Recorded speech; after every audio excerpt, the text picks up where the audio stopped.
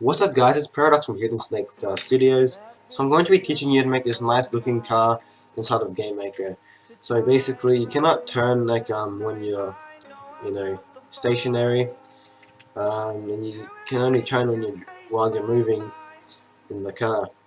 When you're reversing it goes slower, as you would imagine. And it's just a very nice car I've been working on for a little bit. I wanted to share it with you guys. And yeah, let's get into it. Alright, so first off, I just pulled this random car sprite from Google Images. I don't know who it is, but if you made it, contact me and I'll I don't know, credit you in the description or something. Okay, so I'm going to quickly make an object called car, or whatever you want to call it. Assign it to the car.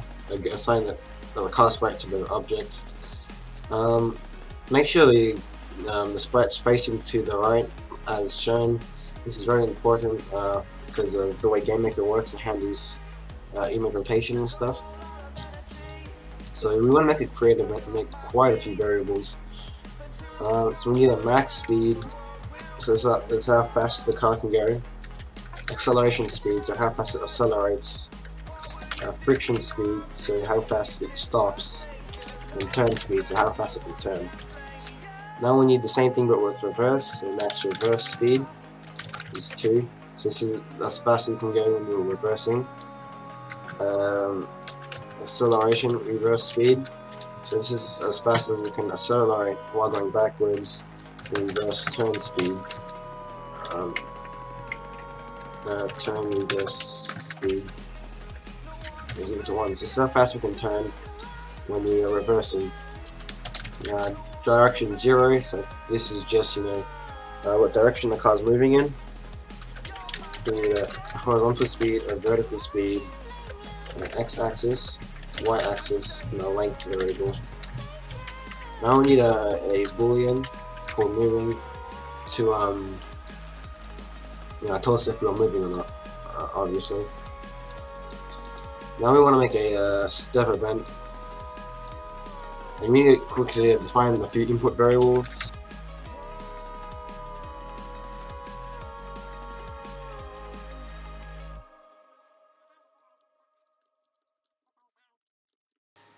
So how the input system works, if you have an input object that directly gives you the input, do it however you like, but for the sake of this tutorial we're going to be using some local variables. So this is just saying, what way we should be turning. So if right is true and left is true, it's going to be 0, because we're pressing both, we're not going to turn either way. If right is, so on and so forth. It's very simple if you think about it. If one of these keys are being pressed, then moving is true. Otherwise, if they're both being pressed or none of them are being pressed, then moving is false. Go ahead and put this in a bracket for good, for whatever it's called, good measure. Now this is the heart and soul of the code. This is what's going to be controlling everything. So the direction is going to be the x-axis. Tell us what direction you're going to be moving in.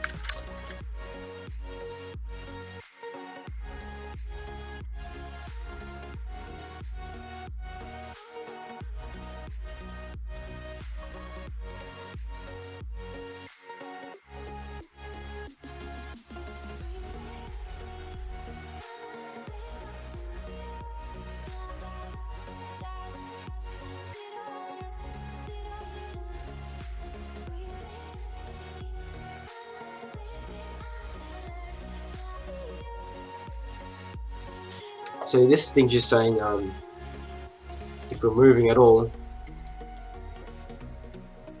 So this is saying if we want to turn, then check if we're moving, if we were moving forward or if we were reversing. If we're moving forward, turn it to normal speed. If we're moving backwards, turn it to reverse speed. That's pretty simple.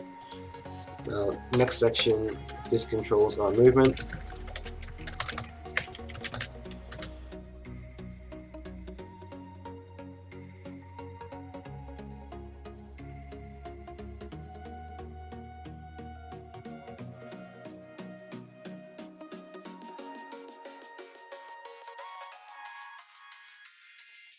So our length variable is just how fast we're going, so this is just our speed variable. So we're saying if our speed is less than max speed, accelerate, so add acceleration speed to our length, and if our speed is greater than our max speed, then our length just equals our max speed, so that caps it. And we're pretty much doing the same thing but reverse with moving backwards.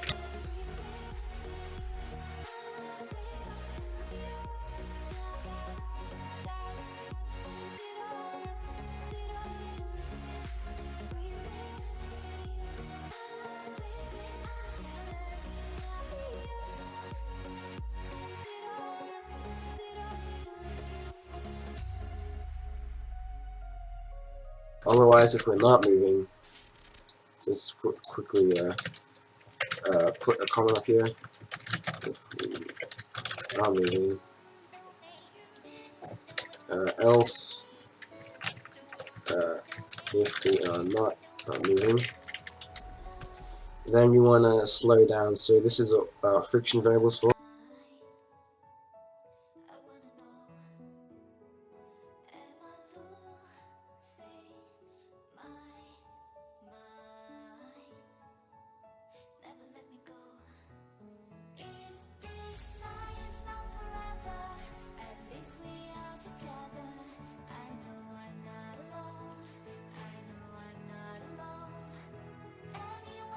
So what this is saying is, if our speed is greater than 0, so if we're moving faster than, if we're actually moving, then take friction speed away from our length, so the car will slow down.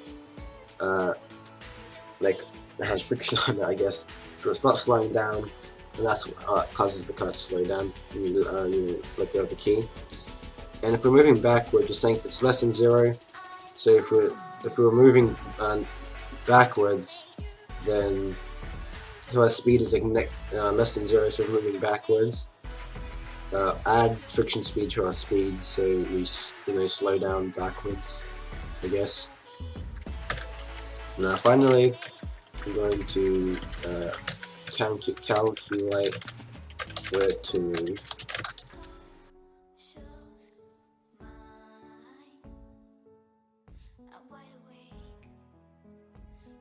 And then we're gonna move the car. And that's all, that's the whole car. So I'm gonna quickly comment that, comment this,